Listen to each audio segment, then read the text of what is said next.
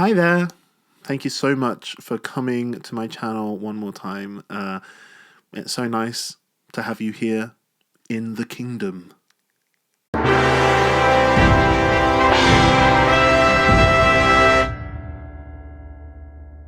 Okay, so today I'm going to be doing a review of the movie One Life, starring Anthony Hopkins, Helena Bonham Carter, Jonathan Pryce. This film was directed by a fella named James Hawes, who I don't know much of his work, but I do know that he's the guy behind the series Slow Horses, which my stepdad says is incredible.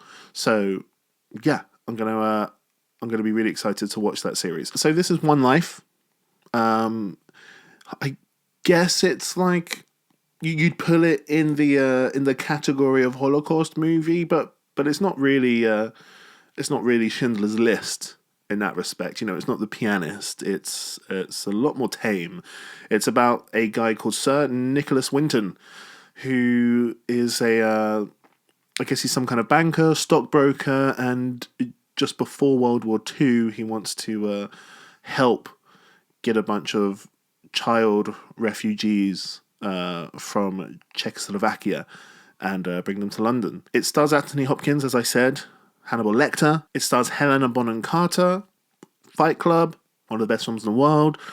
And it's got Jonathan Pryce, Game of Thrones, one of the most hated characters in the world. And yeah, it's a sweet little film. It really packs an emotional punch. There's a famous real life event that happens when the main character is an old man. And when it gets to that point, you're like, ooh, that really packed an emotional punch, you know? But in terms of the rest of the movie, not that I was like, oh, I'm really excited to see a good Holocaust movie. But it's quite tame. Like, even though you'd put it in the category of a Holocaust movie, it is mainly about filling out visa applications and doing paperwork. But it's really good. The fella who plays the younger version of Anthony Hopkins does an amazing Anthony Hopkins, I guess, impression. I mean, it's more than an impression; he embodies it. But they're really well cast, those two actors, to be the older versions of Nicky. So yeah, like half the film is him as an old man, you know, trying to work out what he's going to do with all these records of this amazing thing that he did just before World War II, and then the other half of the film is like the world just before the World War II part of the film, and him trying to fill out all these visa applications and raise money and things, and it's a lovely film. It's one of those films though where I'm like, I know this is leading to that moment where he's an old man and it's going to be an emotional punch, and I'm like, they're not going to get me. They're not going to get me. Like, because I know it. Like, there's no surprise element there. I know what's going to happen.